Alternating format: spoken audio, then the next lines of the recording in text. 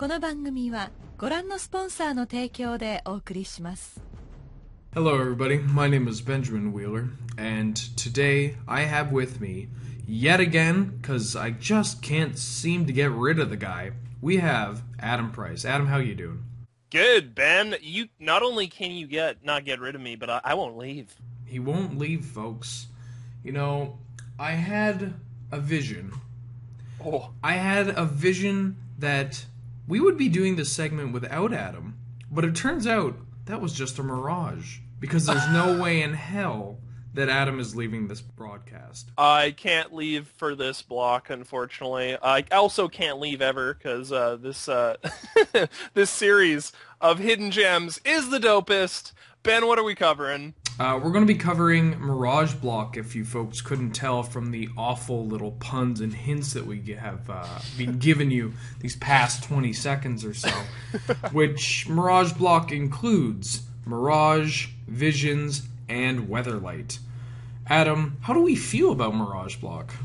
Okay, so there's this old thing that me and Ben have always sort of talked about, in that we are very, very keen fanboys of the art, specifically from Mirage and Visions. I personally love Visions artwork, and I think Ben is a huge fan of Mirage artwork, and there's a lot of bleed over there as well. But fuck Weatherlight, right?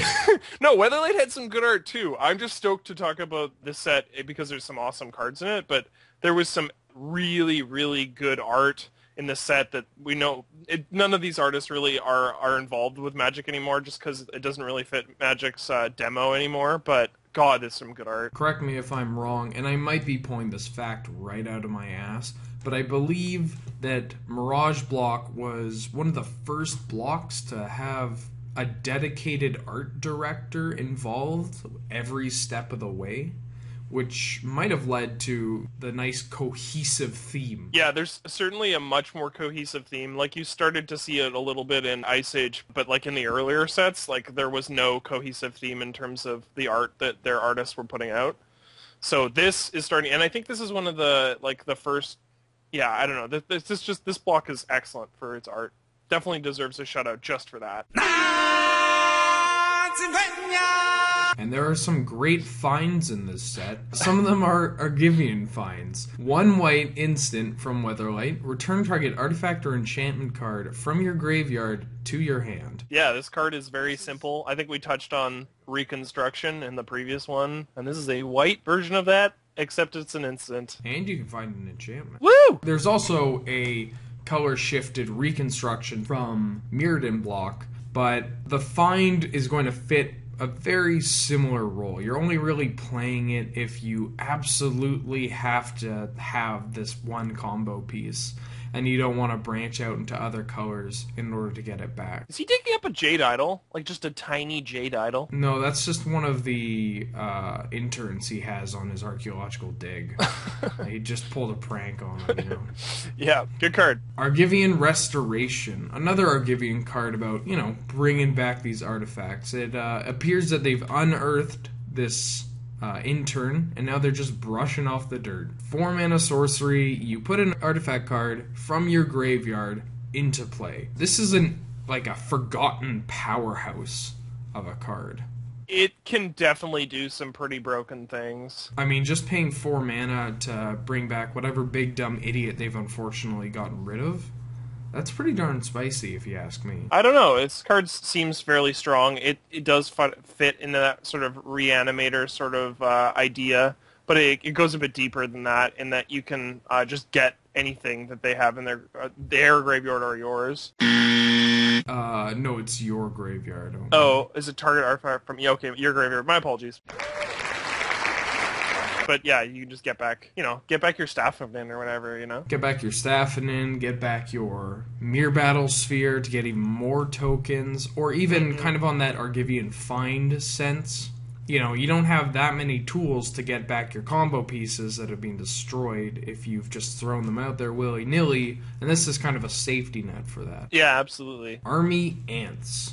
1 red and a black for a 1/1. Tap, sacrifice a land, destroy target land. So these little dudes turn any of your lands into strip mines. This is like the classic, like, it's basically like cockroaches plus the card raise, and then, that tap ability. I think this card is ridiculous. So strong. It's a little unfortunate that it only has 1 toughness. That's not why you're using this card, though. Like, you're never swinging with this guy for DPS, you know? Oh, no, I mean toughness as in that it's so vulnerable. It has the nice clause of you can't Doomblade it. Yeah, that's true. It's very vulnerable, but once it gets going, even if you only get to use it once, it's pretty damn relevant, right? Totally, yeah. Cadaverous Bloom. 3 black and a green. Enchantment. You exile a card in your hand to add either double black or double green to your mana pool. You guys probably know about this card. This card was one of the key cards surrounding the old Frostbloom deck of a Pro Tour in 97 or some bullshit. Are we actually assuming that people know about Cadaverous Bloom? I'm pretty sure they know about Cadaverous. Well, the old bloods know about Cadaverous Bloom. The young folk, the youth, if you will, yeah, might not be as up and up on this 5-mana enchantment, but if you put this down in a combo deck, you're good to go. But the problem is it costs 5 mana, and you might not want to put it out in a combo deck. But I think this does work. Yeah, it definitely does work. If you're ever able to get this online and start to hustle with this thing, it's doing work. Is there any way you can utilize this in non-a-combo deck? Like, can you just get value out of this thing? I mean, anybody can dream, Adam. Anybody can set their sights high, cast a Cadaverous Bloom next turn, just exile all their cards to, drain life you. That's used to be the air quotes combo around this card. If you can dream it, you can bloom it. Yeah. Yeah. Oh god, that's a good one. That's I going love on this. A couple of bumper stickers. I love the art on this. It's like some dude who's like died in the forest and literal black lotuses are popping out of him, which is awesome. Yeah, I think this card typically goes in like straight up like fringier combo lists. I'm not sure if it's super playable in like a black-green mid-range list or anything like that. Like discarding cards isn't generally what you want to be doing in those lists, but combo, yeah, throw it in. Mix with it. You might say fringe, and the formats are different, don't get me wrong, but for those who are familiar with the gentleman, Karsten Cotter just won a rather large Highlander tournament over in Europe with this card in tow. So, tell me about his list.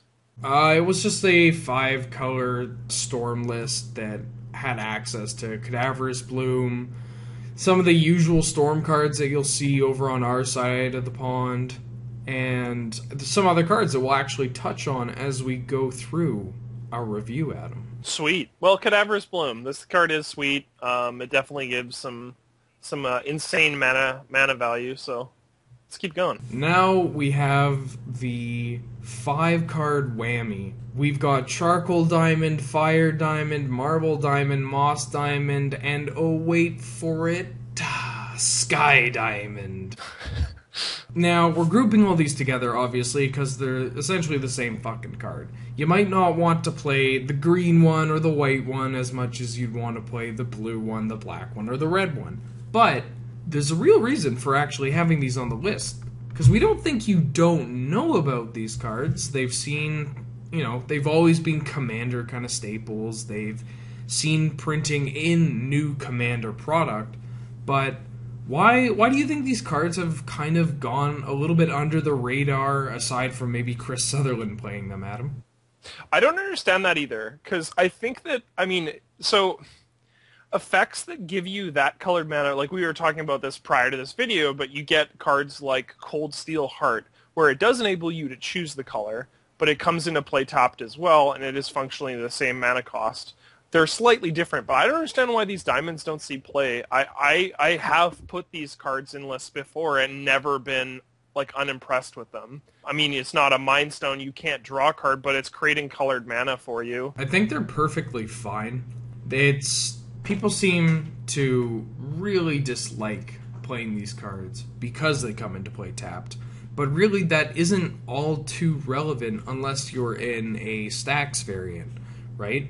Where you're reliably going to be playing out one of these, a 2-mana stone into another 2-mana stone. Control decks I can kind of see, because maybe you want to play your Signet or your Talisman, get different colored mana, as well as being able to hold up like a Swords to Plowshares after playing this card. But even that isn't, going to pop up all the time, and getting a reliable color source that doesn't ping you for damage is perfectly fine. Yeah, I mean, these are, there is a slight drawback to them, but I think that the decks that want to play these are sort of more like the top-out or rampier deck lists that play out effects like these. So I see no issue with these at all, and I think that they are currently extremely undervalued. Well said.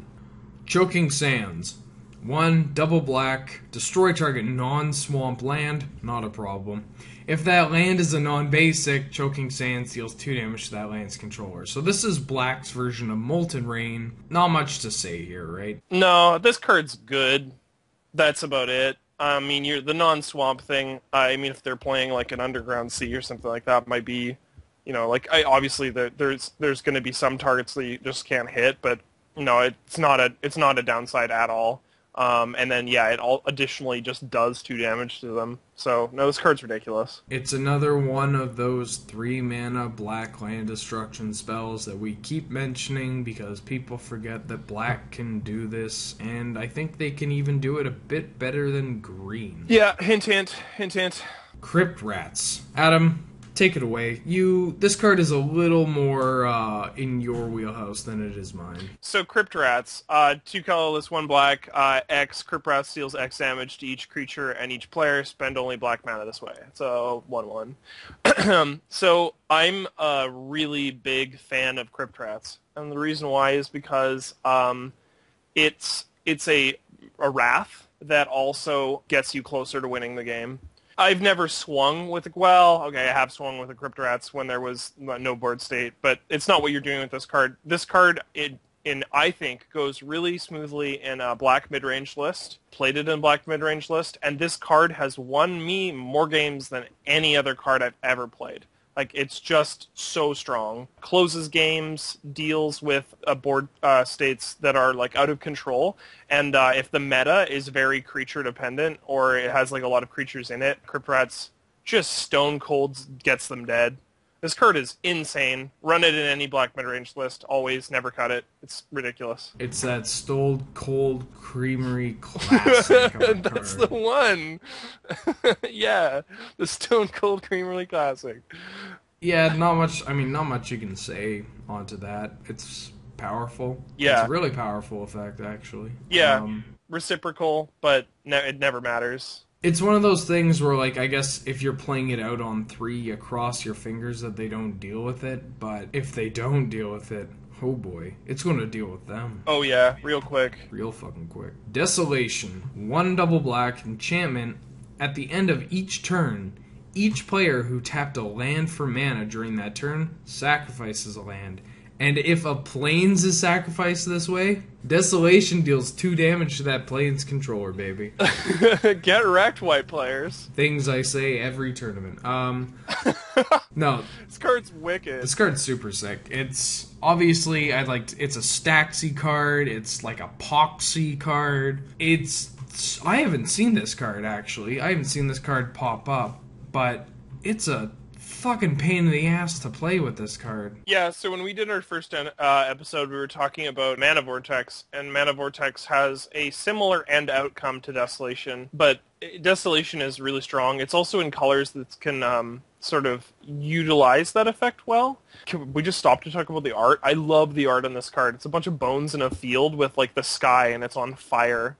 Like, oh, it's so good. So, what kind of decks can we run this in other than Stacks variants? I've only ever played it in Stacks decks. It's good in those. I really like that effect. But can you sort of see this in other decks than that, Well, Adam, this might be a clever segue on your part, but if it isn't, hell, I'm turning it into one. There's a certain little deck that you and I have brewed up.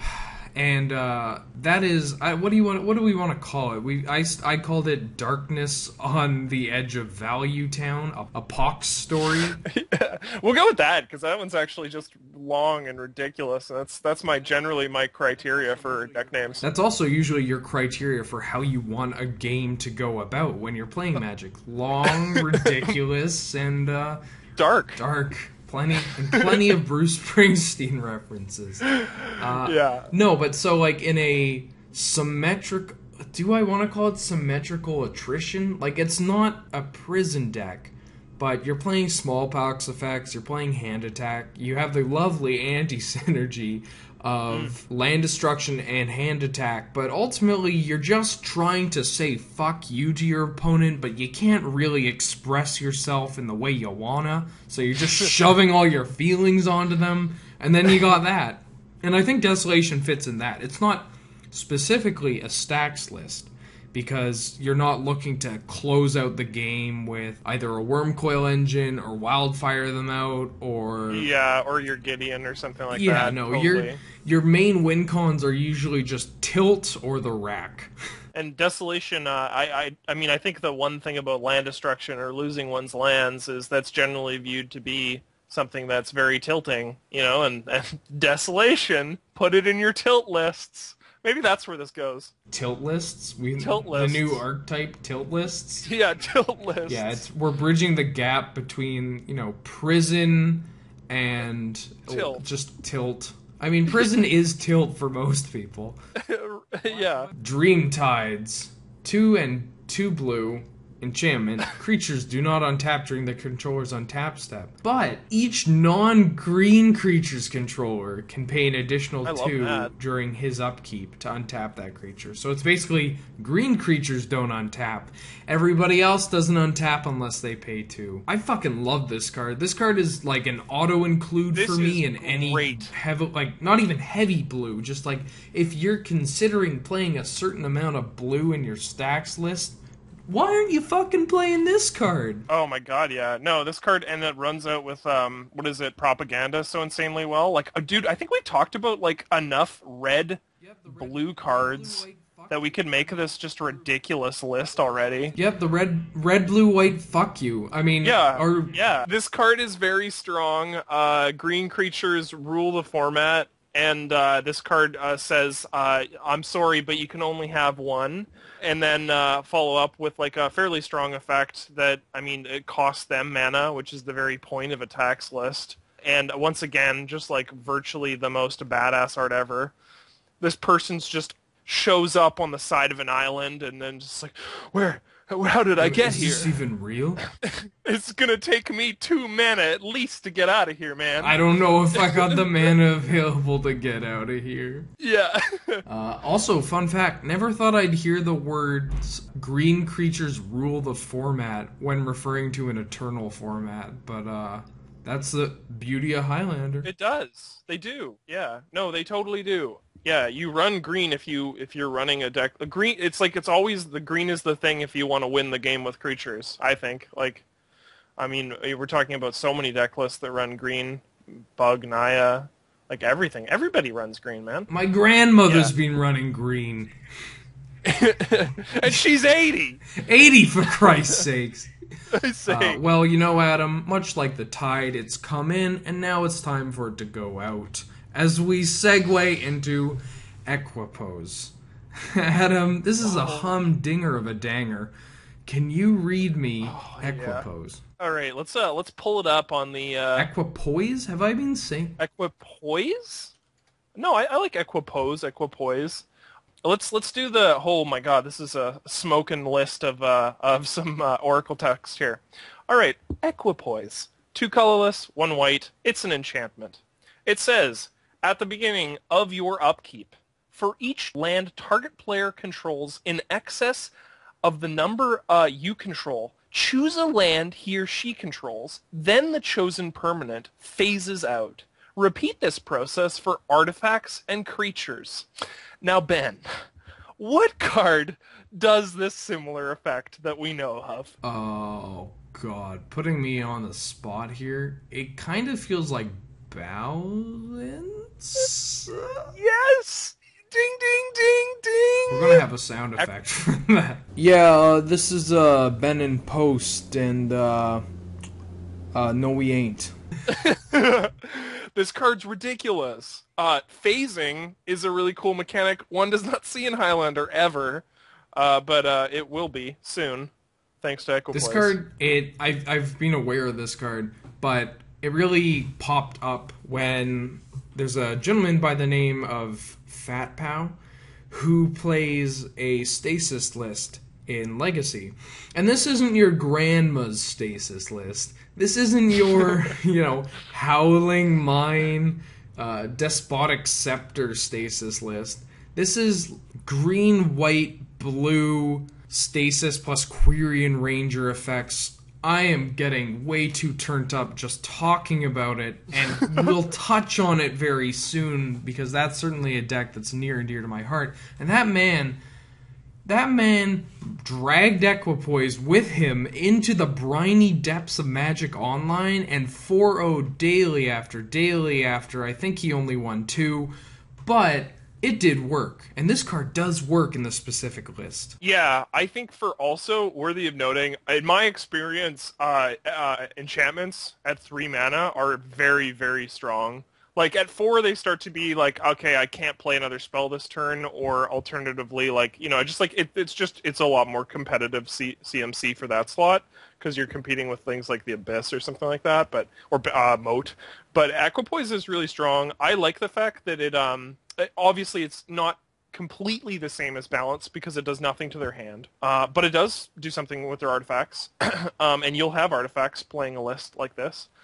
And the phasing is really interesting, because, it doesn't destroy them, or it doesn't force the opponent to sacrifice them. It removes them from the game until their untap step. So, yeah, no, it's really neat. This card is awesome. Love the art. The guy has got, a pot on his head, and he can't see shit. Yeah, he's wearing, some sort of headdress or shawl. I like it. His buddy doesn't even know, they got up there and they're like, alright, let's do this. Let's start channeling this Equipoise. Are you prepared? And he was born ready. Yeah, as he has this thing on his fucking head. Yeah, and they just slam Mad 5, and they're like, alright, let's Zorch him. I love it. Fallow Earth. 2 and a green, sorcery, put target land on top of its owner's library. This is Plowunder Jr.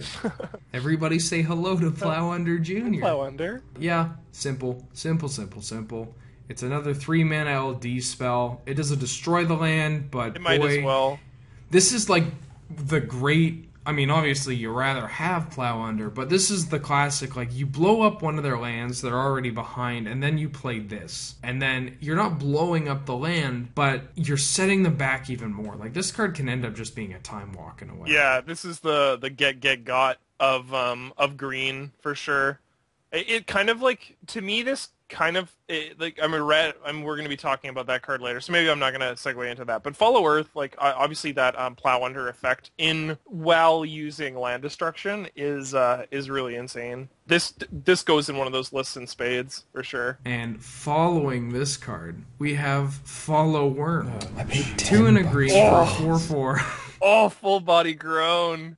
2 and a green for a 4/4. When the worm comes into play, discard a land card from your hand, or kaput skis on Fallow Wurm. I like this card in aggressive green stompy lists. Maybe even just not necessarily the...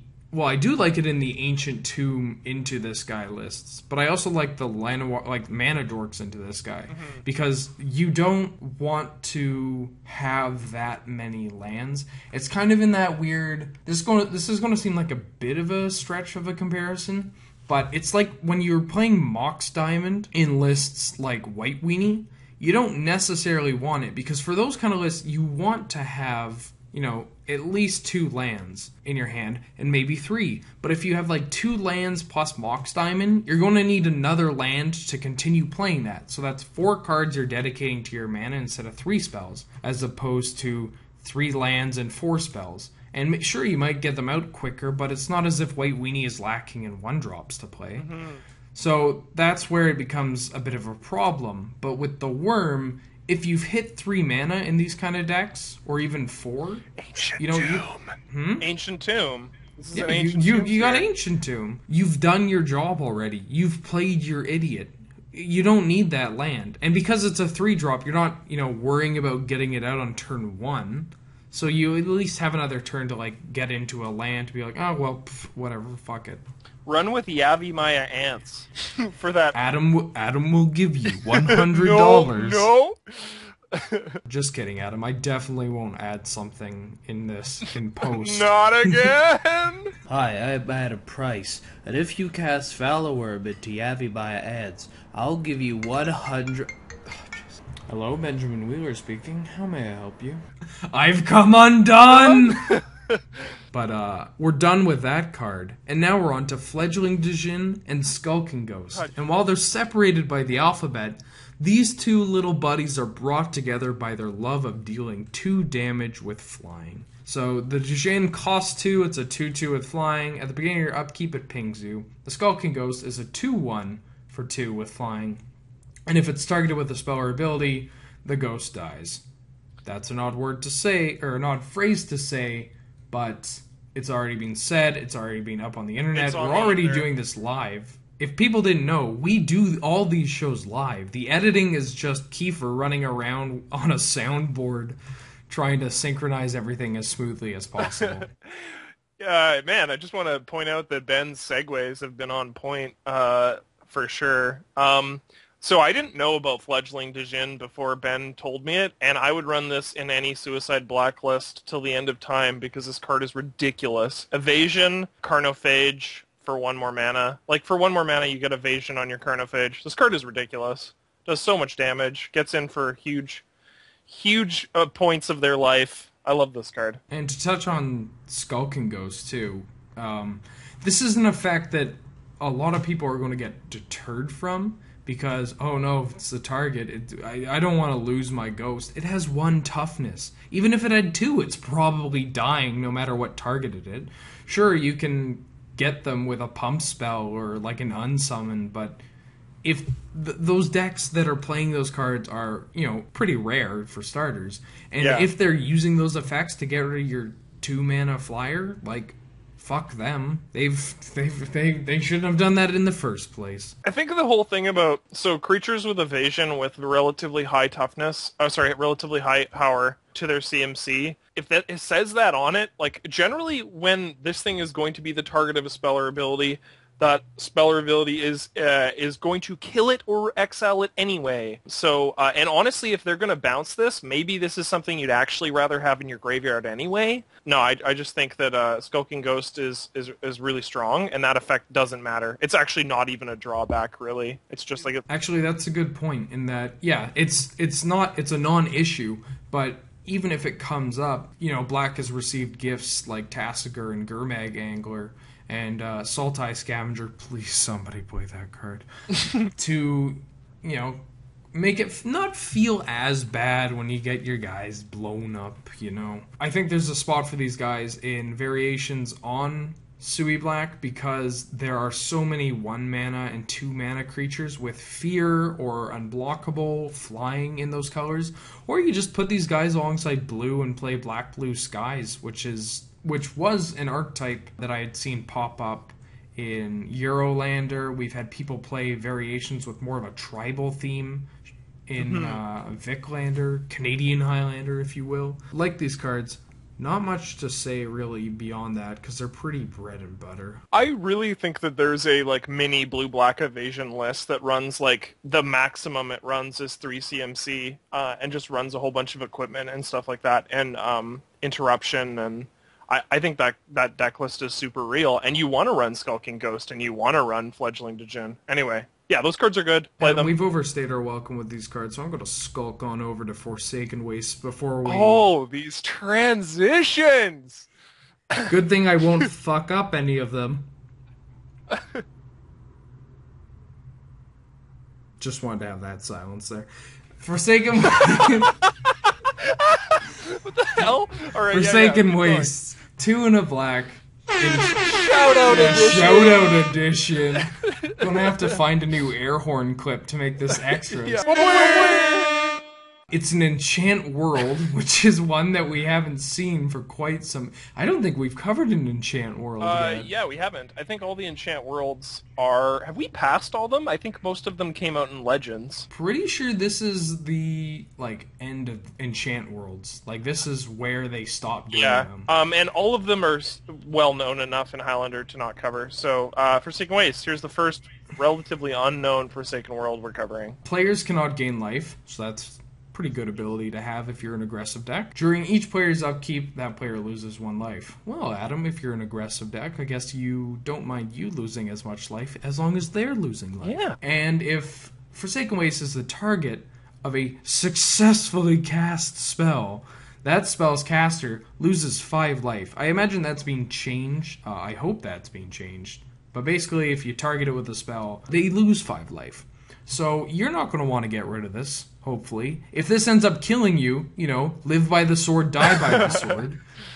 Live by the Stormseeker, die by the Stormseeker. As we like to say here on Hidden Gems. But if they try to get rid of it, obviously, it's because they're dying. Admittedly, I'm not a huge fan of this card, and I think Adam's on the same kind of page with me about that. Yeah, to some degree, I think this card is... it doesn't do the 2 damage that you really wanted to do, similar to, Vortex, but I think there is a place for this. What do you think, Ben? Well, the life... gain is pretty relevant. Yeah. It unfortunately can affect your creatures, which is why I think you would want this more in this the all-in aggressive deck, as opposed to something where you curve out at Nighthawk and Nude Liliana or whatever. So the not gaining life thing is great, so that you can fuck over Kitchen Finks and Thragtusk and whatnot. Yeah, please do. Being able to ping them right away is always nice. That's a big positive of Vortex, as they get hit before you.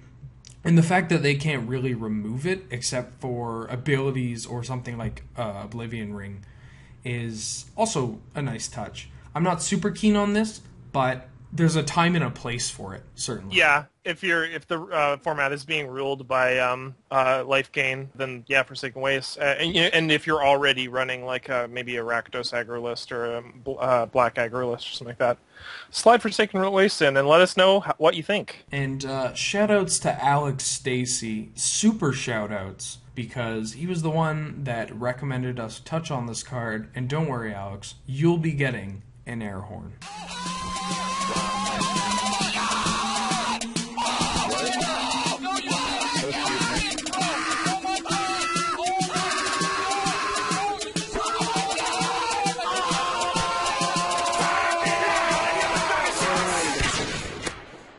Hey, thanks for the recommendation, Alex. Appreciate it, man. Have a good one. Goblin Vandal. 1 red for a 1/1. It's a goblin. Adam, pull up the Oracle text on this bad boy if you will. Yeah.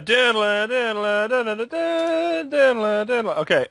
Goblin Vandal. 1 red mana. Summon Goblin. It's a 1/1, and it says, whenever Goblin Vandal attacks and isn't blocked, you may pay 1 red mana. If you do, destroy target artifact defending player controls, and Goblin Vandal assigns no combat damage this turn. Well, gosh darn it, Adam. How else am I going to kill them if I can't deal 1 damage off my Goblin Vandal? This card hoses everything I play. I hate this card.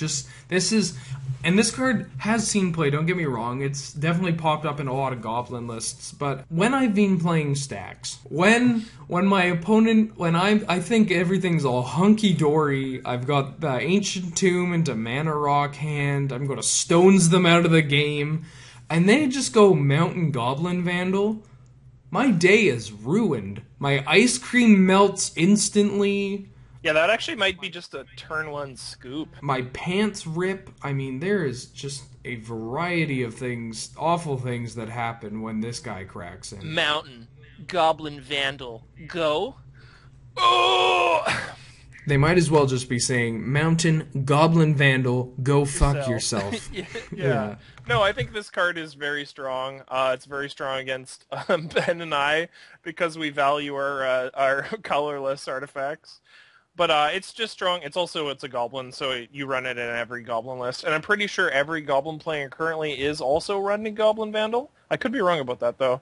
They might swap them in and out depending on whether or not they actually just need to deal more damage or have a utility creature. This is more of a, hey, because Goblins is a deck that newer players also like to get into. It's certainly it's a great one because it's a powerhouse of a deck, as much as I hate it. But it's a powerhouse of a deck that's pretty easy to get into right off the bat. But as you get more familiar with the format, as you keep playing, you kind of realize, oh, hey, why I don't have to go to a different archetype. I can just keep playing this and I can get better with this and stick on this. And another thing to note is that while Adam and I like to add a little more color to our artifact-based decks, or sometimes just none at all, the mono blue artifact decks that like to supplement their stones with counterspells, this guy just slides on in right under it. At 1 mana, just getting in there, and it's blue. They can't really do anything. They have to get up to staffing in, really, before they can start attacking it. Yeah, like nice preordained loser, like Goblin Vandal. Get her done. But this card's been gobbling up way too much time for this review, so let's... Oh, God! Let's head over to Granger Guildmage. 1 green for a 1/1. Pay a white and tap. Target creature gains first strike until end of turn. Red and tap. Granger deals 1 damage to target creature or player and 1 damage to you. This card is the 100th card in a Naya aggressive list for me. And when I say that, I mean you're not going to always wanting to be playing this card. But the amount of fuck-ups that this guy can cause for your opponent in combat is incredibly high. It seems like they're very kind of subtle abilities, like, oh, this guy gets first strike, and oh, I'm gonna ping this thing, and oh no, I take one myself. But giving a guy first strike can really just muck up the math. And being able to ping them, in case first strike doesn't get the job done, sometimes you're alright with that. And if you're against a deck that says, no, you can't attack, then you're really going to want to just be able to ping them. Kind of gives that deck a little more reach outside of dedicating their burn spells to the dome. Yeah, I mean, he's combat trigs the Guildmage for sure. I mean, and I think that in a Naya list, this guy could be pretty aggressive and interesting, and definitely swing board states in your favor. The one thing, and I don't really have much to say in terms of this guy's usability, I'm just like, is this a green wizard? Does green even have wizards? It does now. Oh no. Has science gone too far? I don't have a good segue for this, so let's move on to Hearth Charm. 1 red, Visions. It's an instant. I believe this is the original charm cycle. Yeah, this was the first charm cycle. Before they decided to tack on 2 extra colors and make things hard for us damn players. It has a couple of modes. 1, destroy target artifact creature. That's a pretty good mode. Artifact creatures are usually quite strong, Adam. Or you could give all attacking creatures +1/+0 until end of turn. So it's got a mini little trumpet blast. Huh. Is there a deck that wants to create a swarm of creatures, but also maybe wants to get that worm coil engine out of the way? Or, the final ability, give a creature with power 2 or less unblockable this turn. Maybe a creature like, I don't know, Goblin Pile Driver. Or maybe a Goblin Rabble Master. Maybe I'm hinting towards goblins. Maybe we're in an alternate universe. I don't know, Adam. I don't have the answers to these questions. I don't know anymore. This is like Gleam Tides, where you have to take, it costs you 2 colorless mana to just get out of the cycle. Oh, just let me get out. No, Hearth Charm, really cute. Plain in goblins, maybe. Yeah, no, those 3 modes are ridiculous. I mean, the one that's not going to come up the most will be destroy target artifact creature, but when it does come up, you're going to want it. You're going to have a salty Adam across from you. But as charming as this card is, let's go on to Infernal Contract. 3 black, sorcery, pay half your life, draw 4 cards. This card's really good. Pay half of your life. I do that on a regular basis. I don't know about you guys. I paid half my life on Thursday. I'm going to pay half my life on Monday next week. I'm going to pay half my life the week after that. I'm just going to keep paying half my life. But Adam, won't you get to 0 eventually? No, actually. Yeah, they can't see me winking. Wink, wink, wink.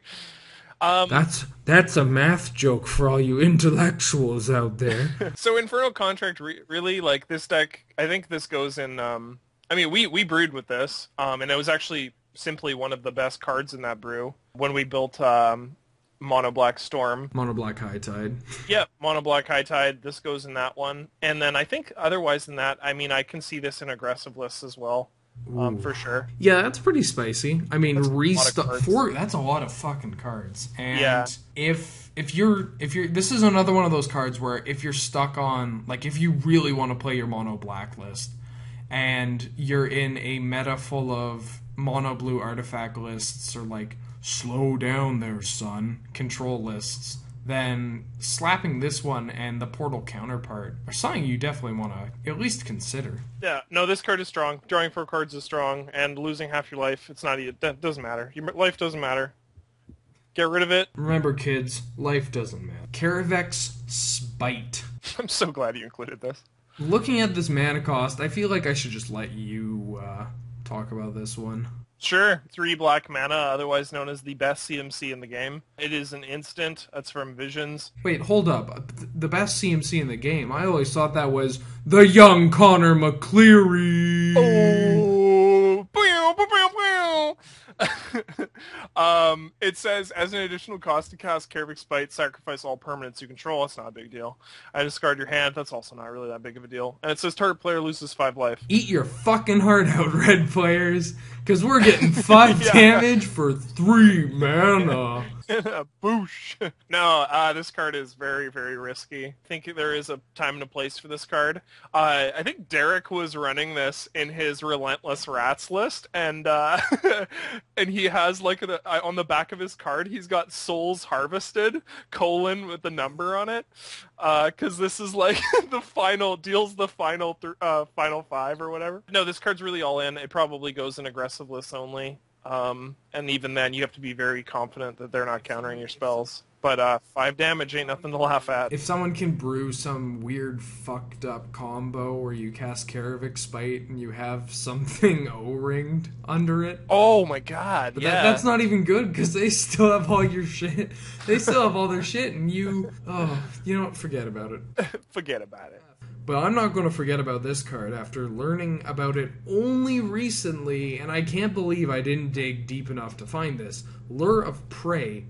2 and 2 green, it's an instant. You can play this only if an opponent has cast a creature spell this turn. You get to put any green creature from your hand into play. What? Yeah, so 4 mana, nice Seagate Oracle schmuck. Here's my Progenitus. Here's my Worldspine Wurm. But you know what? That's a little unfair, Adam, because that's at the top of the curve. Let's go even lower. Let's go to something that's, not as exciting. Oh, hey, instant speed Primeval Titan. Is that still good? Sure as shit it is, buddy. So, what the... This card is so strong. Okay, so they have to play a win con. Can we just do a quick fact check? Are decks playing creatures in Highlander, Ben? Yes or no?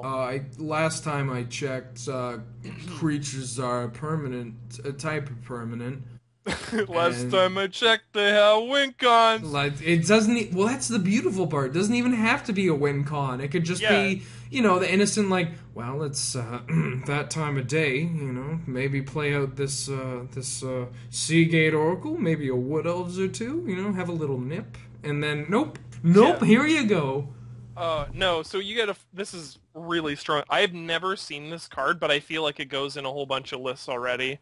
Like, this might be the one of the stronger cards on this list for sure. Its requirement is something that is going to happen in, I would say, 80 to 86% of games. Just throwing that random percentage out there.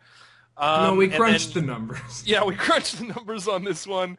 And then you get to play your super big dumb idiot. Or maybe you're just moderate size idiot. Yeah, Lure of Prey, man. It's free real estate for you, Jim. We don't want to do that again, Adam. We don't want to recycle jokes here on Hidden Gems. It's free. Another thing that I just kind of popped into my head, while I haven't played the deck myself, this is also another way to just get a Protean Hulk into play for less than 7 mana in, flashhulk.deck. Oh, yeah. It's not a sack outlet and kind of leaves you vulnerable to Swords to Plowshares or something. But what if they play something that has, sacrifice a creature? Oh. On the stack.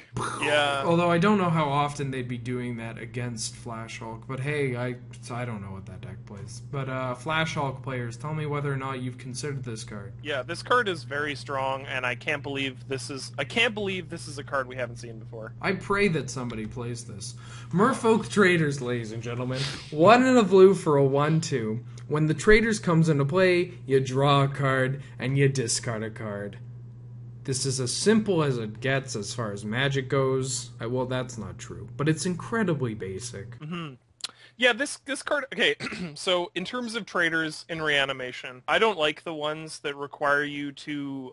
I don't like traders, to be honest, at all. But, that being said, I do like Merfolk Trader a bit more because it comes into play and it does that. Instead of, like, I have to tap it next turn to get my...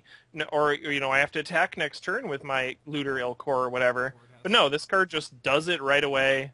So now that's pretty sweet. Or it has to survive. Like, that's another big issue. Yeah, this thing doesn't have to do anything. Doesn't have to do shit other than show up. Look, kid, you had one job, and that was to show up, and you did it. Here's your pay. Yeah.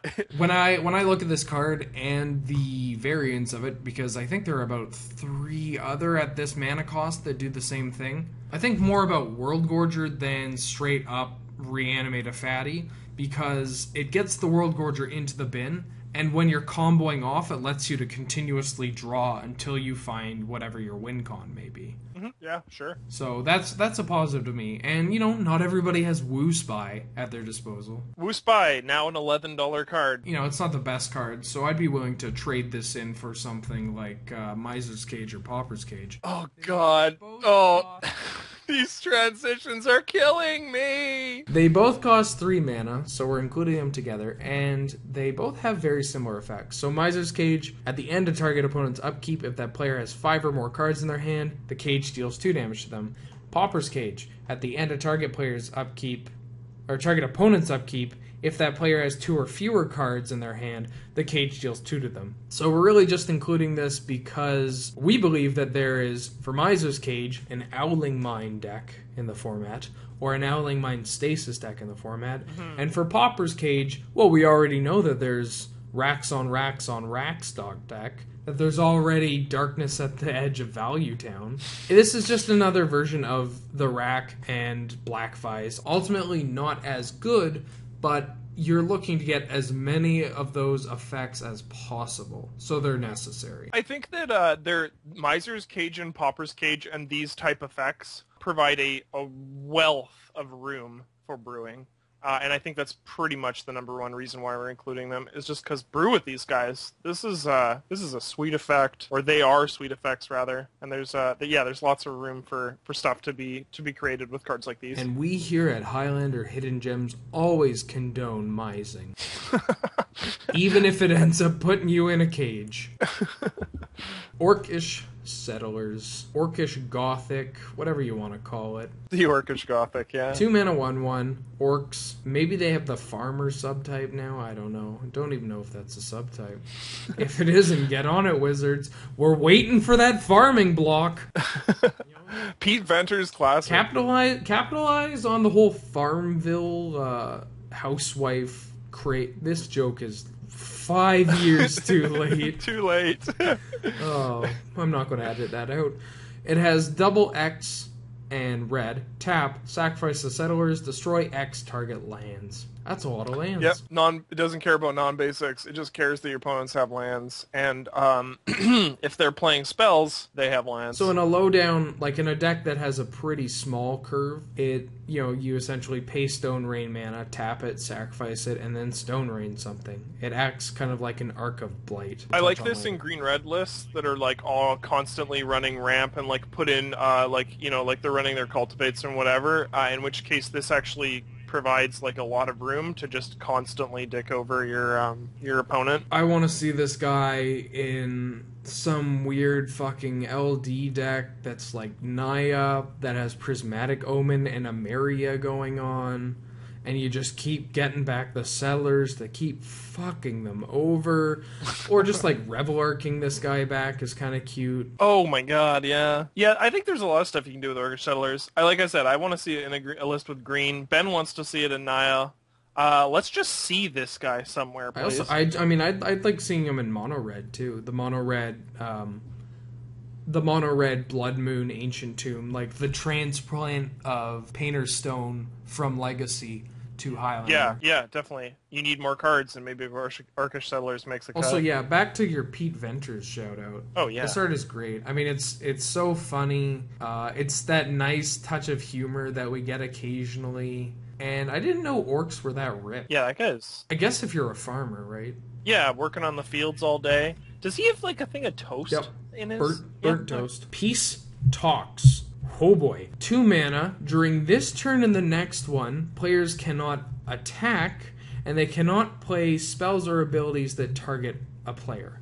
Or permanent. So, I'm thinking Turbo Fog? Yeah. Oh yeah, 100%. It's a nice little addition to the Turbo Fog deck. It does cost 2 mana, but hey, you know, you gotta do what you gotta do. You do this after you've done what you've gotta do, and that's probably not attacking, but maybe you have to cast something like Sphinx. No, Sphinx's Revelation doesn't target. You know, maybe you have to do some work, but at the end of the day, you want to get the peace talks starting. Then you cast this, and on their turn, they can't hand attack you, they can't bolt you to the face or anything, and they can't attack. But Ben, you can't attack on your turn. But Adam, I don't care. No one does.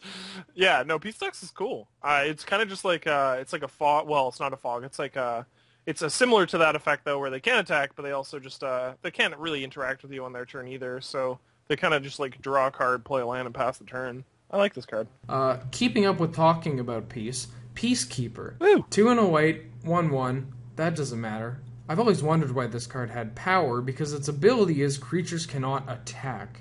During your upkeep, you have to pay 2 mana, or you end up sacrificing him. But, you know, I'd say that's a pretty good bargain for preventing your opponent from preventing anybody from attacking ever. Now, just gonna throw out the flavor alarm here. This is not a him. This is a her. I have always imagined my mother as such a woman, strong and wise. With a sword? Yeah, why not? I guess that's why she has 1 power, because she has a sword. You can see the hilt. That's true. And they got that steed in the background. Yeah, maybe that's the 1 power, is that if she needs to, like, if humility cracks down or something, she's just like, alright, horse, get in here. We're going. We're doing this. Peacekeeper's sweet. This goes in one list, and that's probably the list where... Actually, you know what? Could this be played in Fog? Like, I feel like that's a recurable Fog, you know? Like, yeah, you could probably play this in Turbo Fog. I mean, you probably should play this in Turbo Fog. Yeah, it's a very strong effect, and you probably won't see this on a creature, let alone any card, really. I mean, this is just, yeah, it's a nuts effect. It's a bit high in the CMC, but there's a place for this somewhere, in some deck list for sure. I mean, worst case scenario, you play it out past the turn, and if they deal with it, they've used resources on trying to deal with it, as opposed to applying more pressure to the board. Yeah. So they've dedicated resources to killing this guy instead of building up more on the board until you get to say, joke's on you, idiot. This was all a clever ruse. I still have this moat. Exactly, yeah. Pendrell Mists. 3 and a blue, enchantment. Each creature gains, during your upkeep, pay 1 or destroy this creature. And I imagine it says it can't be regenerated because it has bury in the text. Yeah. So this is just Tabernacle on a 4-mana enchantment. And it turns out paying 4 mana as opposed to paying 0 for Tabernacle is still really good. Yeah, this is a really strong effect. This is a card... Sorry, go ahead. No, I was just like super hoping you were gonna go like, no, Ben. No, I mean, no, Adam. No, what card reminds you? You know, like, yeah. No, yeah, you get Tabernacle for 4 mana. It sticks around because it's an enchantment. Yeah, bury can't be regenerated. That's nuts. It's super nice too because there are times where you might have to sacrifice a Tabernacle after casting Wildfire or Armageddon. This synergizes incredibly well with those cards. This card I play to myself quite a lot. And this is another one that helps that has been bridging the gap between us and Eurolander, because those guys fucking love this card. Understandably so, though. Understandably so. Now, do they have any restrictions on playing? Do we know if they have any restrictions on playing the Tabernacle? It's perfectly acceptable over there to play Tabernacle. This is another one of those cards that runs right into that blue-red stacks list that we've been accidentally brewing this whole time. We haven't actually spent any time making it. It's just a slow amalgamation of all these little shout-outs that we... Oh, fuck, I said shout-out. Now we're going to have an air horn. But it's all these little bits and pieces that have been coming together through conversation, and eventually we'll just have a list made without actually having to open up Cockatrice and sit down and... Yeah, no, there's already a lot. Like this, blue does a fair amount to deal with creatures, and I think we're already sort of discovering with looking at these older sets that there's quite a bit in red as well, and white.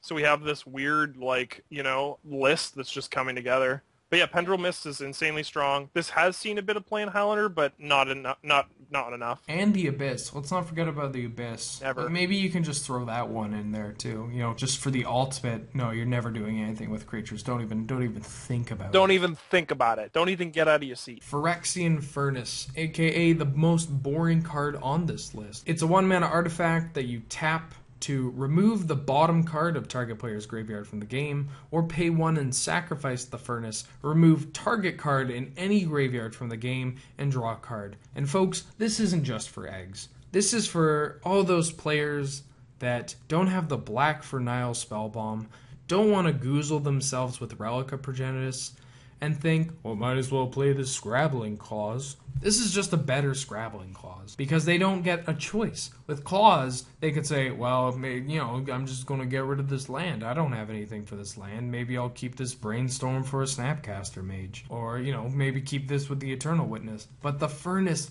it doesn't care what you have on the agenda. It just wants you to get that card out of there. Yeah, no, this doesn't care about your meeting at 11, man. This is, this will be around for a while. I like the fact that you can tap it, sack it, do your stupid egg stuff, bring it back, and tap it again. Polymorph, 3 and a blue. Destroy target creature. That creature's controller reveals cards from the top of his or her library until they reveal a creature card, and then that gets put into play, and then all the other revealed cards get shuffled into their deck. You probably know about Polymorph. But did you know you could play it in Highlander? Viewer, did you? Are you aware, viewer? Polymorph is 4-mana Emrakul. This is a 4-mana... Actually, that's pretty much... I don't even read Polymorph, because this is just... That's just 4 mana, and you get an Emrakul. It's a little scary, because obviously you have to target your creature. If they get rid of it, then you're a little screwed. But, maybe you figure out a way so that you don't get screwed. Or you just sit on it, wait until they've actually tapped out, and then you polymorph into your Emrakul. There are plenty of different cards that you can play alongside this to make that possible without actually having to dedicate much to it. Like, it could be manlands, stuff like Colony Garden, Guardian Idol. Like, you don't even have to necessarily play token generators for the sake of token generators, because there are a bunch of cards that already do that for you. Yeah, there's a lot of, you can run your Garriks in that list or something like that, make your dumb small dudes and then polymorph them. Like, there's a lot of ways to create a list that already runs value in it and then just runs polymorph anyway. Like, I'm definitely seeing this in sort of like a pseudo-planeswalker list that just has like a single copy of Emrakul in its list. I mean, I'm sure there's other like endgame creatures you can throw in there as well, but Emrakul is probably the best one. Pairs pretty nicely with Oath of Druids deck. Yeah, exactly. Throw Oath of Druids in that list as well. Like, you're running Polymorph and Oath in the same deck list. Which is something that I don't think a lot of people kind of acknowledge or look at when they consider building Oath decks. Yeah. Is that you do need some kind of protection, right? And one thing that I learned pretty early on when I was making an Oath stacks list and taking notes from the Euro scene is that usually you play a lot of token generators that you would be playing anyways alongside of it. So like Planeswalkers or Thopter Sword combo, anything like that. Mm-hmm. Full disclosure, I do have a brew already made for Polymorph and for Oath of Druids, so we'll probably talk about that in Brouhaha. Solfatara. This is my favorite card on the list. This is the card that is most near and dear to me. I love it, and I love its counterpart, Turf Wound from Invasion. Mm-hmm. But let's get into reading this card, shall we? 2 and a red, instant. Target player cannot play lands this turn. And then you draw a card at the beginning of the next upkeep. Turf Wound, same text, except you draw the card immediately. Oh, this card just feels so good on turn 1. This might be the other sort of gotcha tier list, like, no, this card's ridiculous. Yeah. And you can turn 1 this. Why not? It's one of those cards where if you're building this mana denial deck, be it multiple colors, or I've usually just played this in mono red or red with a light splash of white for like a stack seer kind of build. You typically want to play for your points cards like Soul Ring or Mana Crypt, because you're looking to get as much mana as quickly as possible without having a very large number of mana sources in your deck. So you're just looking to hit, kind of with that BattleBots idea. Yeah. Looking to hit a critical point, but not go over that point unless necessary. Or unless it happens at a pretty stifled rate. So you'd be playing this card indexed, like I said, with Mana Crypt and Soul Ring, and it's something you get to do immediately. So if you're on the play and you have the nut draw of Snow-Covered Mountain, Mana Crypt, pass, upkeep, Solfatara, they don't get to play Magic, which is the best way to play Magic. Yeah, you can, this is another, Ancient Tomb Mox or, to throw this guy in play as well. And yeah, on their upkeep, Solfatara, that's insane. This card's so strong. Its brother, like you said, from Invasion, is technically better, but you play both in any of those lists anyway, so... This one might be a bit better just because the art is insane. Oh yeah, that's a good part. You gotta include the art in the conversation for sure. That's usually how I judge the playability on cards.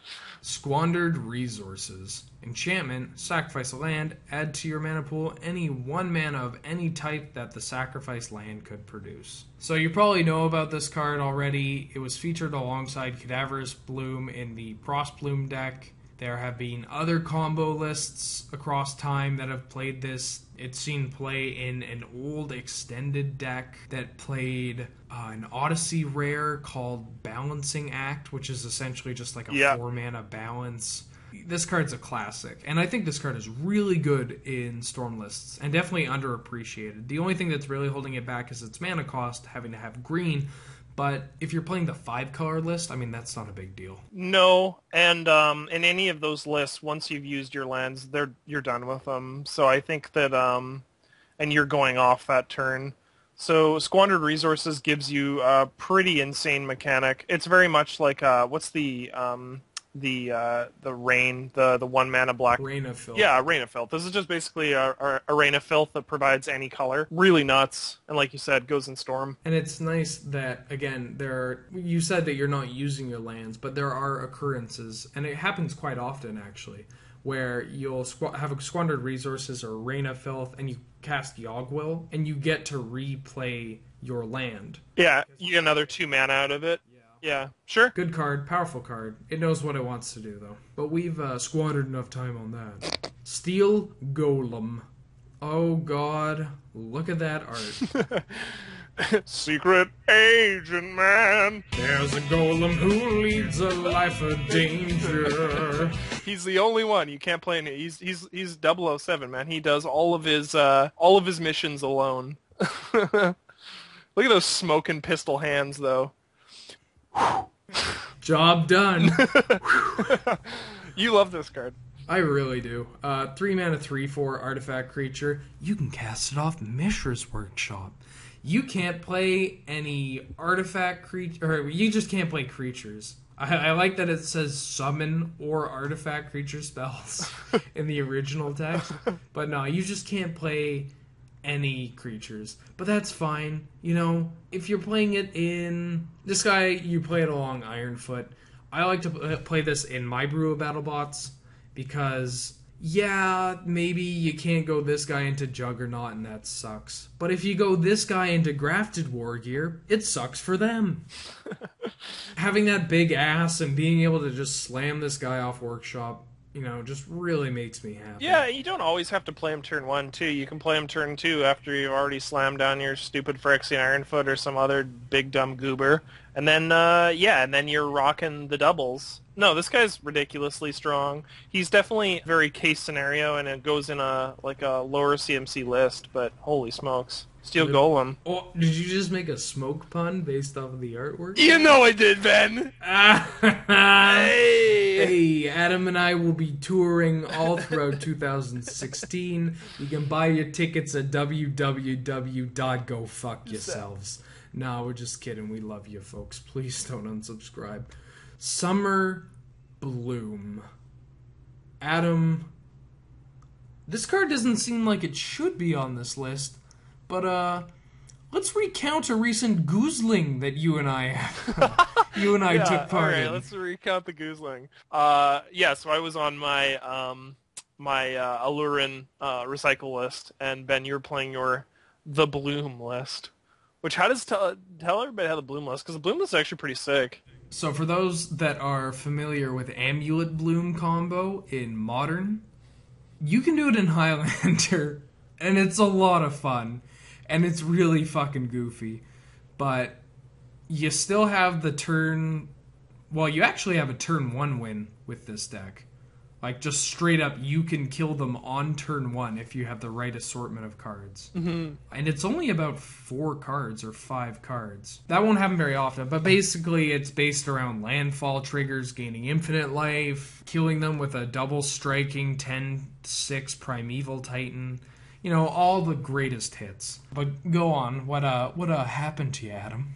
I don't actually remember. I just remember getting goozled super hard. And that's all that matters, folks. Summer Bloom. Sorry, but yeah, this card's sweet. Play 3 more lands. Only in that combo deck, which I'd really like to be touching on with Highlander Brouhaha. Yeah, we will. Yeah, it's super exciting. Yeah. Super fun, too. Tithe. 1 white, instant. Search your library for a Plains card. Not just the basic Plains. You can find that trop... Or not trop. You're not finding a trop with okay. this. Cut the tape. Cut the tape. Tithe. 1 white, instant, search your library for a Plains card. And not just the basic Plains, and you sure as fuck can't find a tropical island, which I definitely didn't say in the take before this, but you can find a tundra if you'd like, yep. Or a scrub land. And if you control fewer lands than target opponent, you can find an additional Plains. So it can be 1 white, find 2 of your duels. It can be 1 white, find 2 of your lands. It's 1 mana, 1 card, you get 2. It's a pretty good deal, Adam. Yeah, this is a bargain. This is bargain bin special. Yeah, sweet. I think, and maybe this may be another one of those cards that fits in that Naya stacks list we just accidentally been brewing the whole time. But yeah, no, this card's sweet. It's just value. I like the art on this quite a lot. Just 2 dudes in plane, sitting around on some horses. Exactly, and maybe that's like a subtle nod to the fact you can get a scrub land with this. Are you making some kind of backhanded comment towards the horse riding community? Is this it all comes out, folks. Adam's disgust towards the equestrian arts. That's not incorrect. We'll just throw it out there. Well, Undiscovered Paradise. It's a great land that taps for any color of mana, but at the beginning of your next untap step, you return Undiscovered Paradise to your hand. Landfall, you get it back with Winter Orb, you get it back with little tricky Weathered Wayfarer shenanigans, Stasis. I mean, there's just a bunch of shit that you can... Actually, no, Stasis doesn't work because you skip your untap step. Mm-hmm. Oh, I'm a fucking liar. But there's a bunch of things you can do with this, and I even like seeing it in, aside from the neat little interactions that it has with various cards, the card has seen some success in aggro lists, like very low down CMC aggro lists. Yeah, no, absolutely. This card, I mean, obviously there's a bit of a drawback, but I think that if you're playing this card, like many of these cards, you're working around that drawback, and you're playing this and getting any color you want. You'll find a way. We always find a way. And I'm going to find our way back to the beginning, because, ladies and gentlemen, that was the last card for the Mirage block. Adam, final thoughts? What are your highlights for this video? There's actually quite a few. Maybe we're starting to get into like super playable cards in this list. Desolation, Dream Ties, Equipoise. Let's talk about Solfatara, Lure of Prey. Lure of Prey probably gets like the mega shout out for sure. Yeah, Polymorph, Peacekeeper. There's some good cards in here. There's a lot of good cards. Yeah. Solfatara is my A-game card here. Lure of Prey is my... I didn't know this existed. I definitely expect there to be some like post Mirage block hidden gem goozling from Lure of Prey for sure. Oh, I sure as hell hope so. Yeah. And as we progress through Magic, the tone will kind of shift for these videos. Because, as you may have noticed, these cards are a bit more playable than the counterparts from previous episodes. And that's because they started getting their shit together. And that just means... That doesn't mean we're going to stop doing these, obviously.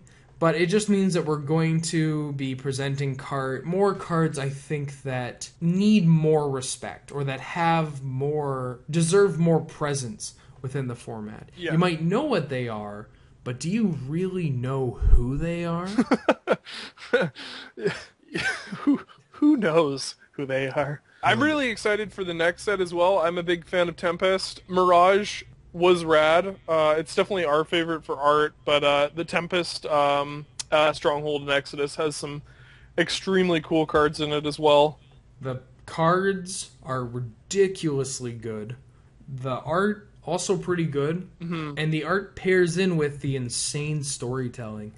I don't know how big of friggin' nerds you guys are, but Adam and I get real turned up when we start talking about lore, and the Tempest block has a tie-in with some of the best lore. Yeah, no, the lore gets really cool from here on in, and I think you can expect us to start doing some lore quips for sure. That's going to happen. So if you hate that stuff, we're sorry, but you're contractually obliged to stick with us until we're done this series. Yeah, too bad. So sad. We're going to talk about Gerard and the... and the crew of the Weatherlight. And scene! Thanks for listening, guys. This was awesome. Yeah, thank you for listening, and we hope to see you again next time. Cheers. Thank you for watching, and if you like that, be sure to subscribe to our channel for more hidden gems, set reviews, deck techs, and much more. Also, be sure to follow our Canadian Highlander Facebook page, and check out our newly updated website at canadianhighlander.wordpress.com. Links for our various podcasts will also be included in the description below. Thanks again, and feel free to leave any questions, comments, or concerns, and one of the council members will be sure to answer as best as they can. And remember, folks, there can be only one.